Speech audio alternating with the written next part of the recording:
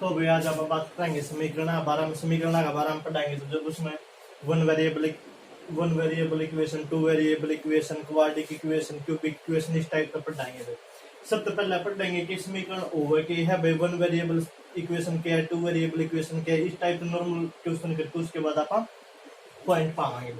देखो सबसे पहले अगर कोई टर्म लिख दी भाई मन 2x प्लस में 4 इज इक्वल टू लिख दिया 10 प्लस में 6 है, 2x plus 4 is equal to 10 plus 6, तो यह भी एक इक्वेशन है और यह भी एक इक्वेशन है भाई। ठीक है, जो यह वाली इक्वेशन है इसमें बोलेंगे भाई आप वेरिएबल इक्वेशन, और जो यो वाली इक्वेशन है भाई इसमें बोलेंगे आप नंबरिक इक्वेशन। ठीक है, तीसरी अगर आप बोलेंगे भाई इसमें अगर आप बोलेंगे तो इन वेरिएबल क्यों को और उसमें नंबरिक क्यों को, क्योंकि इसमें सिंपली नंबर का यूज कर रखा तो आप इसमें नंबरिक इक्वेशन को वहां पे, तो फिर इसमें वेरिएबल इक्वेशन क्यों को वहां पे वेरिएबल इक्वेशन इसलिए को वहां पे क्योंकि एक तो इसमें वेरिएबल दे रखा है और एक इसमें अपना नॉर्मली कांस्टेंट टर्म दे रखी है भाई। अब अपन समझना है कांस्टेंट के है, वेरिएबल के है, कोफिशिएंट के है, इनका बारे में पढ़ना है। सबसे पहले वेरिएबल के बारे में पढ़ना, तो जो x की वैल्यू एक्स वाई जड़ी आ रही जिस तरह हम लिख देंगे 2y प्लस में 5, तो जो ये y है ये अपना वेरिएबल है भाई। वेरिएबल क्यों है, क्योंकि अगर मैं लिख दिया 2x प्लस में 4 इज इक्वल टू 6 और एक लिख दिया 2x प्लस में 4 इज इक्वल टू 8, तो इस इक्वेशन में x की वैल्यू कुछ अलग आओगी और इस इक्वेशन में x की वैल्यू कुछ अलग आओगी। तो x की वैल्यू जो वेरी कर दे रहा है, चेंज होती रहा, तो इसका मतलब इसलिए इसने बोला है भाई आप वेरिएबल। तो x y जो भी होगा वो होगा भाई अपना वेरिएबल, और जो x के लिए जो टर्म होगी इन्हें बोलेंगे भाई आप कोफिशिएंट ऑफ x का कोफिशिएंट भाई। तो x का कोफिशिएंट क्या है, इसमें 2 है, और जो ये वाली नॉर्मल टर्म रहेगी भाई इन्हें बोलेंगे आप कांस्टेंट भाई, जिसकी ये एक्स वाई कुछ भी नहीं होगा वो होगी भाई अपनी कांस्टेंट टर्म। ठीक है, ये अपन नॉर्मल पढ़ा भाई वन वेरिएबल के बारे में पढ़ाएंगे तो इसमें क्या होगा कि खाली एक के टर्म दी पाओगे, चाहे x दिया पाओगा चाहे y दिया पाओगा।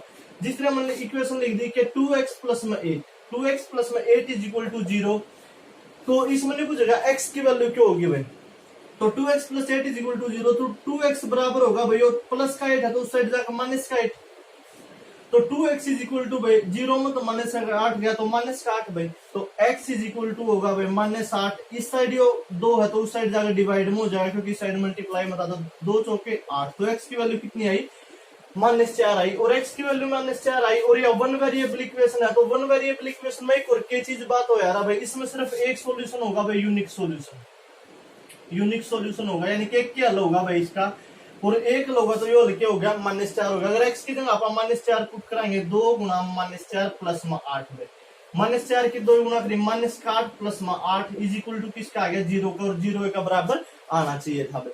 तो यह बात समझ में आ गई होगी भाई वन वेरिएबल इक्वेशन क्या हुआ है।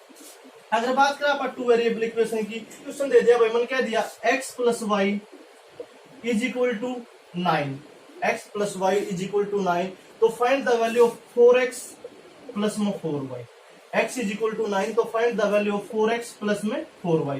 तो कोई दिक्कत नहीं भाई, अपन देख रहे हैं x प्लस वाई बराबर 9 का, अपन 4x और 4y पर जाना, अगर दोनों साइड 4 तो मल्टीप्लाई कर दो, 4 तो इस साइड मल्टीप्लाई कर दिया और 4 तो इस साइड मल्टीप्लाई कर दिया, तो कितना होगा 4x प्लस में 4 की y गुना करी 4y इज इक्वल टू 9 की 4 की गुना करी 36, तो 4x प्लस 4y की वैल्यू कितनी आएगी 36 आएगी भाई। इसमें कोई दिक्कत समस्या परेशानी होनी नहीं चाहिए भाई। ठीक है, उसके बाद अगर नॉर्मली बात करूं, मन क्या दिया भाई, मान ले क्या दिया 7x प्लस में 7y इज इक्वल टू 56 भाई, 7x प्लस में 7y इज इक्वल टू 56, तो बुझ जाए x प्लस वाई की वैल्यू क्या होगी, x प्लस वाई की वैल्यू क्या होगी। इसमें भी अपन नॉर्मली सोल्व कर सकते हैं भाई, अगर इसमें 7 कॉमन ले लिया तो अपना काम चल जाए भाई, अपन 7 कॉमन लिया तो भीतर के रह गया x plus Y is equal to 56 भाई, 7 अपन कॉमन ले लिया तो x plus Y is equal to 56 यानी कि 56 का बराबर हो गया भाई। यो इस साइड गुना में तो उस साइड जाकर डिवाइड में, तो x plus Y is equal to होगा भाई 56, यो इस साइड मल्टीप्लाई में था तो इस साइड जाकर डिवाइड में 7 8 56, तो x प्लस वाई की वैल्यू कितनी आएगी भाई 8 आएगी, या यहाँ ने निकालनी थी। तो इस टाइप के अगर नॉर्मल क्वेश्चन आवा तो कोई दिक्कत परेशानी होनी नहीं चाहिए भाई। ये कई बार क्या देगा, वो कई बार क्या होगा भाई x प्लस में y इज इक्वल टू है भाई, x plus Y is equal to दे दिया इसने 2x प्लस में y इज इक्वल टू दे दिया 7 का, 2x प्लस में y इज इक्वल टू दे दिया 7 का, और उसके बाद क्या दिया एक्स प्लस में 3y, एक्स प्लस में 3y इज इक्वल टू दे दिया भाई उसने, मान ले दे दिया कि 20 का, X plus 3y is equal to दे दिया 20 का। तो नहीं पूछेगा भाई एक्स की वैल्यू क्या होगी और वाई की वैल्यू क्या होगी, एक्स की भी वैल्यू बता दो और वाई की भी वैल्यू बता दो। तो इस टाइप के क्वेश्चन किस तरह सोल्व कराएंगे भाई, देखो इन्हें सोल्व करने के कई तरीके हैं। पहली बात यह है कि अपन कोई एक चीज सेम बनानी पड़ेगी, अगर यहाँ पर 2x है तो यहाँ पर भी 2x बनाना पड़ेगा, या फिर लो अगर यहाँ पर y है तो यहाँ पर भी 3y बनाना पड़ेगा भाई। इस तरह सोल्व कर, इस तरह सोल्व कराएंगे। तो देखो मैं यहाँ पर 2x बनाना चाहूँ या ऊपर कह दिया मैं 3y बनाना चाहूँ, तो 3y बनाना चाहूंगा तो ये 3 तो मल्टीप्लाई करनी पड़ेगी, तो यह पूरी इक्वेशन मैंने 3 तो मल्टीप्लाई कर दी, और इस साइड या पूरी इक्वेशन मैंने 1 तो मल्टीप्लाई कर दी। जब 3 थी इक्वेशन मल्टीप्लाई करी तो 3 2 जा 6 प्लस में 3 की y की गुणा करी 3y इज इक्वल टू 3 गुणा 7 यानी कि 21। 3 की 2 की गुणा करी तो 3 दूनी 6x प्लस में 3 की y की गुणा करी तो 3y बराबर है 3 7 21 के। नीचे गुणा करी भाई 1 की x की गुणा करी तो x प्लस में 1 की 3y की गुणा करी तो 3y बराबर है 1 की 20 की गुणा करी तो 20 भाई। उसके बाद ये दोनों प्लस प्लस में आ गई तो नीचे माइनस कर देंगे भाई, इस वाली इक्वेशन नहीं समझ तो माइनस कराएंगे तो सारे साइन चेंज हो जाएंगे भाई, नीचे की ये चेंज हो गए। 6x मत x गया तो कितना बच गया 5x भाई, इस तरह चीज कैंसिल होगी। उसके बाद 21 मत 20 गया तो कितना बचा भाई 1, 5x बराबर आया है 1 का, तो x की वैल्यू कितनी होगी भाई 1 बटे में 5, क्योंकि इस साइड गुणा मत उस साइड जाकर भाग में, तो x की वैल्यू आ गई 1 बटे 5। तो पहले एक तो अपन x की वैल्यू बतानी थी, तो x की वैल्यू आ गई भाई 1 बटा में 5। उसके बाद अपन ने पूछा y की भी वैल्यू बताओ भाई। सबसे पहले देखो अपन क्या करें, 2x जमा y बराबर है 7 का, x जमा 3y बराबर है 20 का, तो अपन x या y दोनों की वैल्यू बतानी थी। अपन देखे कोई एक चीज से होना चाहिए, तो इस इक्वेशन में 2 तो ऊपर लेना 1 तो गुणा कर सकता है, या फिर मन क्या करे ऊपर वाली 3 तो गुणा कर दी, नीचे वाली 1 तो गुणा करी। ऊपर वाली 3 तो गुणा करी तो 3 दूनी 6x जमा में 3 की y गुणा करी 3y बराबर 3 7 21 का। 1 की x की गुणा करी 1x प्लस में 1 की 3y गुणा करी 3y बराबर 1 की 20 की गुणा करी 20 तक। ये सारी वैल्यू प्लस प्लस में, तो इस वाली इक्वेशन में तो यह वाली इक्वेशन में घटानी पड़ेगी, तो नीचे वाले साइन चेंज हो जाएंगे भाई, या चीज माइनस में या चीज माइनस में या चीज माइनस में। 6x में x गया तो 5x भाई, 3y में y गया तो यार 0 बचेगा, लिखने की कोई जरूरत नहीं, बराबर है 21 में 20 गया 1 भाई, तो 5x बराबर आया भाई 1 का, तो x की वैल्यू आ गई 1 बटा 5, x की वैल्यू अपनी 1 बटा 5 आ गई भाई। उसके बाद अब अपन y की वैल्यू और निकालनी है भाई, x की तो अपनी आ गई, y की वैल्यू और निकालनी है। अब x की वैल्यू ने कोई सी भी इक्वेशन में पुट कर दो भाई, अपनी y की वैल्यू आ जाएगी। x की वैल्यू ने किसी भी एक इक्वेशन में पुट कर दो, अपनी y की वैल्यू आ जाएगी। जिस तरह मैंने यह इक्वेशन ली x प्लस में 3y बराबर है 20 का, x प्लस में 3y बराबर है 20 का, तो यार तो मैं y की वैल्यू निकालूंगा भाई, यह वाली इक्वेशन ले ली मैंने। x का मान अपन इस इक्वेशन में टेक किया, तो x की जगह क्या पुट कराएंगे 1 बटा 5 प्लस में 3y बराबर है 20 का, 1 बटा 5 प्लस में 3y बराबर है 20 का, तो 3y बराबर होगा भाई 20, यो प्लस का 1 बटा 5 है तो उस साइड जाकर माइनस का 1 बटा 5 भाई, 3y बराबर होगा 20 माइनस 1 बटा 5। एलसीएम लिया तो ये कितना आ गया 5 भाई, 1 पंजे 5 और 20 पंजे 100 माइनस 5 एकम 5, तो 3y बराबर हो गया भाई 100 में 1 गया 99 बटे में 5 भाई, 3y बराबर हो गया 99 बटे में 5, तो y की जो वैल्यू आ गई वो आ गई भाई 99 बटे में 5 और नीचे आ गया 3, 3 तिया 9 और 3 तिया 9, तो y इज इक्वल टू आया 33 बटे में 5, तो y की वैल्यू आ गई अपनी 33 बटे 5। तो इसमें कोई दिक्कत होनी चाहिए भाई, ये नॉर्मल क्वेश्चन है, इनमें कोई परेशानी होनी चाहिए, शायद क्वेश्चन अपन इस टाइप के आव भी है। अगर इसमें इस टाइप के क्वेश्चन हम और भी कुछ बनाना चाहो तो वो और भी कुछ हल्की फुल्की ही चीज दे दिया है भाई, उससे कोई घबराने वाली जरूरत नहीं है, या नॉर्मल इक्वेशन दे दिया जिस तरह कह दिया, कई बार अपना आगरा बैंक कह दिया x प्लस वाई बराबर है 8 का भाई, x प्लस वाई बराबर है 8 का, और x माइनस वाई बराबर है 6 का, x माइनस वाई बराबर है 6 का, तो नहीं पूछेगा x की भी वैल्यू बता दो और y की भी वैल्यू बता दो, x की भी वैल्यू बता दो y की वैल्यू बता दो, इसमें तो कोई दिक्कत नहीं भाई, नॉर्मल दिख रहे हैं। तो एक बार इन दोनों इक्वेशन जोड़ देंगे, x और x 2x भाई, y तो y खत्म हो गया, 8 प्लस 6 14, यानी कि x की वैल्यू होगी भाई 14 बटे में 2, यानी कि x की वैल्यू आ गई अपनी 7, x की वैल्यू आ गई अपनी 7 भाई। अगर y की निकालनी है तो कोई सी इक्वेशन में पुट कर दो भाई, अपन देखा x प्लस वाई बराबर है 8 का, इस वाली या वाली इक्वेशन ली भाई, x की वैल्यू 7 आ गई, 7 प्लस में y इज इक्वल टू 8, तो y की वैल्यू आ गई भाई, ये प्लस का 7 है तो साइड जाकर माइनस का 7, तो y is equal to 8 minus 7 यानी कि 1, तो y की वैल्यू 1 आ गई। अगर जोड़ाएंगे तो 7 और 1 8 हो गया भाई, अगर टांगेंगे तो 7 में 1 गया 6 हो गया भाई। ठीक है, तो इस टाइप के जितने भी अपने नॉर्मल क्वेश्चन हो गए आस्क करूंगे उन्हें हम सोल्व कर लोगे, नहीं तो पीडीएफ वगैरह भेज दूंगा भाई, जो भी क्वेश्चन ना होगा समझ में वो मेरे पे बता दियो, उसमें आप सोल्व कर लेंगे। ठीक है, एक नॉर्मली सवाल दे रहा हूं भाई, मैं कह रहा हूं 2x प्लस में 3y, 2x plus 3y is equal to भाई 15 का, 2x plus 3y is equal to 15 and 4x plus में 2y is equal to 4x plus में 2y इज इक्वल टू 20। तो find the value of x and y, x और y की value बतानी है भाई अपन, तो ये सवाल सोल्व करके बताना x और y की वैल्यू क्या होगी। उसके बाद में इफ आप बात करा भाई अपन वन वेरिएबल टू वेरिएबल के बारे में कुछ पढ़ा है भाई। इफ आप बात करा है इसमें नॉर्मली क्या मान लिया मैंने यह इक्वेशन लिखी a1x प्लस में b1y प्लस में c1 और a2x प्लस में b2y प्लस में c2 इज इक्वल टू 0 और इज इक्वल टू। ठीक है, इसमें जो x के लिए कोफिशिएंट है वो a1 है भाई, x याद है a2 के लिए जो x के लिए इस निचली वाली के लिए है कोफिशिएंट a2 है। यदि इस टाइप से दो इक्वेशन दे रखी है और यदि a1 by a2 is not equal to b1 by b2, a1 by a2 is not equal to b1 by b2, तो इन दोनों समीकरणों का सिर्फ एक हल होगा, सिर्फ एक हल होगा, only one solution, only one solution. यदि a1 by a2 is equal to b1 by b2 is equal to c1 by c2, a1 by a2 is equal to b1 by b2 is equal to c1 by c2, तो इन दोनों इक्वेशनों के अनेक हल होंगे, अनेक हल होंगे, मैनी सॉल्यूशन बाय। और यदि a1 by a2 is equal to b1 by b2 is not equal to c1 by c2, a1 by a2 b1 by b2 का तो बराबर है पर c1 by c2 का बराबर नहीं है, तो इस कंडीशन में कोई हल नहीं होगा, कोई हल नहीं होगा, यानी कि नो सॉल्यूशन, नो सॉल्यूशन। अनेक हल होंगे, इनफाइनाइट सॉल्यूशन। अगर a1 by a2 is not equal to b1 by b2, a1 by a2 की वैल्यू b1 by b2 का बराबर नहीं है, तो उस केस में अपना एक हल होगा भाई। यदि a1 by a2, b1 by b2 और c1 by c2 ये तीनों के तीनों बराबर, तो उस इक्वेशन में अपने अनेक हल होंगे भाई। और यदि a1 by a2 is equal to b1 by b2 और not equal to c1 by c2, तो इस केस में कोई हल नहीं होगा भाई। जिस तरह मैं दो इक्वेशन लिख रहा हूं, एक लिखी भाई मैंने इक्वेशन 2x प्लस में 3y, 2x प्लस में 3y इज इक्वल टू 0, और दूसरी लिखी भाई मैंने 4x प्लस में 5y इज इक्वल टू 0।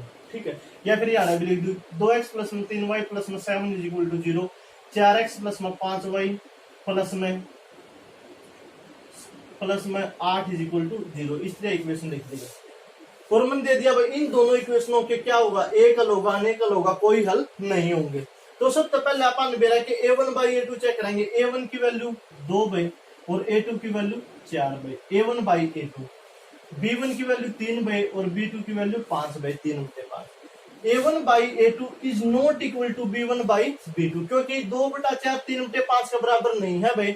इसमें अगर काटेंगे तो 1/2 आ रहा है, 3/5 है, जा रहा है, तो ये दोनों वैल्यू बराबर नहीं आ रही है। या फिर क्रॉस मल्टीप्लाई करके देख लो, 5 दूनी 10, 4 तिया 12, 10 है जो 12 का बराबर नहीं आ रहा है। इसका मतलब भाई a1 by a2 is not equal to b1 by b2, a1 by a2 और b1 by b2 नहीं बराबर नहीं है, तो इसका मतलब इन दोनों इक्वेशनों का सिर्फ एक हल होगा, एक हल होगा। अपना तो ऑप्शन में नहीं होगा भाई, कितने हल होंगे, एक हल होगा, अनेक हल होंगे, इनमें से कोई नहीं, या फिर नो सॉल्यूशन, कोई हल नहीं होगा। 4 ऑप्शन इस तरह होंगे, तो अपना ऑर्डर होगा सिर्फ एक हल होगा, ओनली वन सॉल्यूशन होगा। अगर इससे इक्वेशन नंबर बदल दूं भाई, इस इक्वेशन नंबर याद है इसकी जगह यह पुट कर दूं 2x प्लस में 3y प्लस में 7 इज इक्वल टू 0, नीचे लिख दूं 4x प्लस में 6y प्लस में 8 इज इक्वल टू 0। तो फिर कुछ जगह भाई इसके कैसे होंगे, एक हल होगा, अनेक हल होंगे, कोई हल नहीं होगा, या फिर इनमें से कोई नहीं, नन ऑफ दिस। तो आप देखेंगे A1 by A2 2/4, B1 by B2 3/6 और C1 बाई C2 यानी कि 7/8। 2/4 में काटेंगे तो 1/2, 3/6 में काटेंगे तो 1/2, 7/8 है जी टीचर है। तो A1 by A2 is equal to B1 by B2, A1 by A2 B1 by B2 का बराबर है, लेकिन C1 बाई C2 का बराबर नहीं है, क्योंकि 1/2 7/8 का बराबर नहीं है, पर 1/2 1/2 का बराबर है। तो A1 by A2 is equal to B1 by B2 is not equal to C1 by C2। A1 by A2 is equal to B1 by B2 is not equal to C1 by C2। तो इसका मतलब इन दोनों इक्वेशनों के इसमें जो equation में इसमें कोई हल नहीं होगा, नो सॉल्यूशन। आंसर आ जाएगा नो सॉल्यूशन, कोई हल नहीं होगा।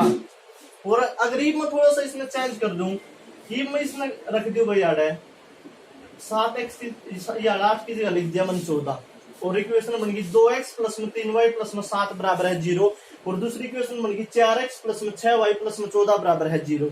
उसके बाद पूछेगा भाई इन दोनों इक्वेशनों के कितने हल होंगे, एक हल होगा, अनेक हल होगा, या फिर कोई हल नहीं होगा। अगर इस तरह की बात है तो देखो देख लेंगे आप A1 by A2 2/4, B1 by B2 3/6, C1 by C2 7/14। 2/4 का मतलब 1/2, 3/6 का मतलब 1/2, 7/14 मतलब 1/2। तो A1 बाई A2 बराबर है B1 बाई B2 बराबर है C1 बाई C2 का।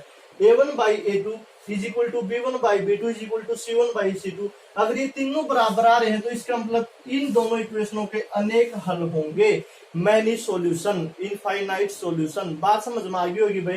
तो अगर इस टाइप का अपना दे हुआ है तो आप बता सकते भाई इन दोनों इक्वेशनों में कैसे लोगे, एक होगा, अनेक होगा, या फिर इन कोई भी हल नहीं होगा। तो यह चीज समझ में आ गई होगी, कोई दिक्कत नहीं रही होगी भाई, ठीक है। अगर फिर भी कोई दिक्कत है तो बता दियो, प्रैक्टिस का क्वेश्चन दूंगा उसमें तो समझ में आ जाएगा। इस जिस तरह मैं प्रैक्टिस करवा रहा हूँ भाई, मैं कुछ क्वेश्चन लिख रहा हूँ, बस मैं यह चीज यहाँ पर अलग लिख रहा हूँ। यदि A1 by A2 is not equal to B1 by B2 तो भाई एक हल होगा, एक हल। दूसरा, अगर A1 by A2 is equal to B1 by B2 is equal to C1 by C2 तो अनेक हल होंगे भाई, अनेक हल, मैनी सॉल्यूशन। और यदि A1 by A2 is equal to B1 by B2 is not equal to C1 by C2, काटा का मतलब ये काट दिया तो इसका मतलब ये बराबर नहीं है भाई, तो इस केस में कोई हल नहीं होगा, कोई हल नहीं होगा, नो सॉल्यूशन। ठीक है। जिस तरह मैंने एक सवाल लिख दिया भाई, सवाल में लिख दिया 3x प्लस में 5y प्लस में 7 इज इक्वल टू 0, और दूसरी बात लिख दी भाई आपने 6x प्लस में 8y प्लस में 15 इज इक्वल टू 0। तो ये दोनों लिखकर और मैंने ऑप्शन दे दिया भाई इन दोनों इक्वेशनों के कितने हल होंगे। पहला ऑप्शन है भाई एक हल, दूसरा ऑप्शन है भाई अनेक हल, मैनी सॉल्यूशन, और तीसरा ऑप्शन है भाई कोई हल नहीं होगा, कोई हल नहीं होगा, यानी कि नो सॉल्यूशन भाई। और चौथा ऑप्शन अपन दे दिया नन ऑफ दिस, इनमें से कोई नहीं, इन चारों में कोई नहीं। तो अपन इस चीज देखने का अपन क्या करना पड़ेगा, सबसे पहले A1 by A2 3/6, B1 by B2 5/8। जब अपन देखे 3/6 यानी कि 1/2 और इस साइड 5/8 रहा भाई, 1/2 5/8 का बराबर नहीं होता, तो इसका मतलब A1 by A2 is not equal to B1 by B2, A1 by A2 is not equal to B1 by B2। अगर यह केस यो केस आ गया अपना, तो ये केस किस में हो रहा है, एक हल में, इसका मतलब इन दोनों इक्वेशन में कितना हल होगा, सिर्फ एक हल होगा, तो अपना आंसर हो जाएगा एक हल होगा। यदि मान लिया मैंने अरे कह दिया भाई इस इक्वेशन में मैंने अगला सवाल दिया, कह दिया भाई 4x प्लस में 7y प्लस में 9 इज इक्वल टू 0, और दूसरा ऑप्शन दे दिया भाई 12x प्लस में 21y प्लस में 27 इज इक्वल टू 0। और इन दोनों इक्वेशनों के कितने हल होंगे, इन दोनों इक्वेशनों के कितने हल होंगे, एक हल होगा, अनेक हल होगा, या फिर कोई हल नहीं होगा। तो क्या करेंगे A1 by A2 4/12, B1 by B2 7/21, C1 by C2 9/27। 4/12 यानी कि 1/3, 7/21, 7 1 7 7 21, 1/3 9 3 9 1 9 9 23 27, 1/3 1/3 बराबर है 1/3 बराबर है 1/3, यानी कि A1/A2 बराबर है B1/B2 बराबर है C1/C2। A1/A2 बराबर B1/B2 बराबर C1/C2, यानी कि इन इक्वेशन के भाई अनेक हल होंगे, तो अपना आंसर हो जाएगा बी, यानी कि अनेक हल होंगे। इसमें कोई दिक्कत परेशानी होनी चाहिए नहीं, आप नो सॉल्यूशन का निकाल लेंगे भाई। इफ कई बार वैल्यू किस तरह देगा, वैल्यू दे देगा भाई, वैल्यू अपने दे दी, एक रकम दे दिया अपने क्या दिया भाई, डेफिनेशन दी 2x प्लस में ky प्लस में 7, 2x प्लस में ky प्लस में 7 इज इक्वल टू 0। और दूसरी इक्वेशन दे दी भाई 5x प्लस में 3y प्लस में 9 इज इक्वल टू 0। देखो इन दोनों इक्वेशनों का सिर्फ एक हल है, इन दोनों समीकरणों का सिर्फ एक हल है, सिर्फ एक हल हो तो k का मान क्या होगा, k का मान क्या होगा, ठीक है, k का मान क्या होगा। ऑप्शन दे दिया भाई, पहला ऑप्शन दे दिया भाई k इज इक्वल टू होगा भाई, k बराबर होगा भाई 5/6 के, k बराबर होगा 5/6 के। दूसरा ऑप्शन दे दिया भाई k is not equal to 5/6 भाई। तीसरा ऑप्शन दे दिया भाई k इज इक्वल टू होगा 6/5 का। और चौथा ऑप्शन दे दिया भाई k is not equal to होगा 6/5 का। ये अपना तीन ऑप्शन दे दिया। पहले दो इक्वेशन दी, 2x प्लस में ky प्लस में 7 बराबर है 0 का, फिर 5x प्लस में 3y प्लस में 9 बराबर है 0 का, और लिख दिया इन दोनों समीकरणों का सिर्फ एक हल हो तो k का मान क्या होगा भाई। तो अपन कोई दिक्कत नहीं बहन, आप सिर्फ यह बात देखेंगे एक हल किस में हो रहा है, एक हल हो रहा है A1/A2 इज इक्वल टू होगा B1/B2 is not equal to A1/A2 is not equal to B1/B2। इस केस में अपना सिर्फ एक हल होगा भाई। आप यह बात करेंगे A1 की वैल्यू क्या है भाई, x1 के लिए जो वैल्यू यानी कि 2, A2 की वैल्यू क्या है भाई 5 इज नॉट इक्वल टू भाई B1 की वैल्यू क्या है भाई, B1 की वैल्यू k, और B2 की वैल्यू क्या है भाई 3, y गेला जो वैल्यू है, A1 की वैल्यू जो x गेला वैल्यू है भाई, A2 की वैल्यू जो x2 गेला वैल्यू है 5 के, B1 की वैल्यू जो y गेला वैल्यू है k भाई, और B2 की वैल्यू जो नीचे y2 गेला वैल्यू है 3। तो बात आएगी 2/5 is not equal to k/3 का भाई। जब आप क्रॉस मल्टीप्लाई कराएंगे k की 5 की गुणा कराएंगे तो 5 के बीच में भी हो नॉट इक्वल टू का साइन है तो नॉट इक्वल टू का साइन रहने देंगे भाई। 2 की 3 गुणा कराएंगे तो 3 दूनी 6, तो 5 k is not equal to 6 क्या भाई, यो इस साइड गुणा में तो उस साइड जाकर भाग में, तो k is not equal to 6/5, k की वैल्यू 6/5 के बराबर नहीं हो सकती, तो अपना आंसर हो गया D, k is not equal to 6/5। इस टाइप के क्वेश्चन हम आराम से देखे होंगे भाई, और ये क्वेश्चन सोल्व भी हो जाएंगे, कोई दिक्कत है होनी नहीं चाहिए भाई। दोबारा देख लो, इस तरह इक्वेशन दी और क्या सिर्फ एक हो तो k का मान क्या होगा, तो अपन एक में क्यों आ रहा है A1/A2 is not equal to B1/B2, A1 की वैल्यू 2, A2 की वैल्यू 5, B1 की वैल्यू k और B2 की वैल्यू 3 भाई। बीच में नॉट इक्वल टू का साइन है तो नॉट इक्वल टू का साइन रख दिया। क्रॉस मल्टीप्लाई करी भाई, 5 की गुणा करी तो 5 k is equal to 3 2 6 not is not equal to 3 2 6 क्या भाई। इस साइड मल्टीप्लाई में तो उस साइड जाकर डिवाइड में k is not equal to 6/5, k की वैल्यू 6/5 के बराबर नहीं हो सकती। उसके बाद अगर इसे टाइप तो मैं एक क्वेश्चन और दू भाई, और मैंने क्या दिया क्वेश्चन दे दिया 3x प्लस में ky प्लस में 9, 3x प्लस में ky प्लस में 9, और नीचे दे दिया भाई 6x प्लस में 4y प्लस में 18, और कह दिया भाई 4x प्लस में 3x प्लस में 4x प्लस में 27 वगैरह दे दिया 27 वगैरह, और दे दिया इन दोनों इक्वेशनों का कोई हल नहीं है, इन दोनों इक्वेशनों का कोई हल नहीं है, तो नहीं है तो k का मान क्या होगा, k का मान क्या होगा, ठीक है। तो ऑप्शन दे दिया आपने तीन, जिस तरह पहला ऑप्शन दे दिया भाई k इज इक्वल टू 6 भाई, k इज इक्वल टू 2, दूसरा ऑप्शन दे दिया भाई k इज इक्वल टू 3। तीसरा ऑप्शन दे दिया भाई k इज इक्वल टू 6। और चौथा ऑप्शन दे दिया भाई इनमें से कोई नहीं, इनमें से कोई नहीं। ठीक है, तो देखो कोई हल नहीं होगा, तो कोई हल नहीं, मैं के केस बनाया भाई, अपना केस बनाया a1 by a2 is equal to b1 by b2 is not equal to c1 by c2, या वाली केस बनाया। तो देखो a1 बाई a2 यानी कि 3/6 बराबर है b1 बाई b2 यानी कि k बटे में 4 का। भाई सबसे पहले यो केस लेवांगे, दो क्रॉस मल्टीप्लाई कराएंगे भाई, 4 तिया 12, 6 के गुना कराएंगे 6 के बराबर होगा 4 तिया 12 का। 6 के गुना करिए 6 के बराबर होगा 4 तिया 12 का। तो k बराबर हो गया भाई 12/6। तो k की वैल्यू कितनी हो सकती है 2, तो k is equal to 2। k की वैल्यू क्या होगी 2 होगी। तो ये अपनी बात बनेगी इसमें, तो k की वैल्यू 2 हो जाएगी।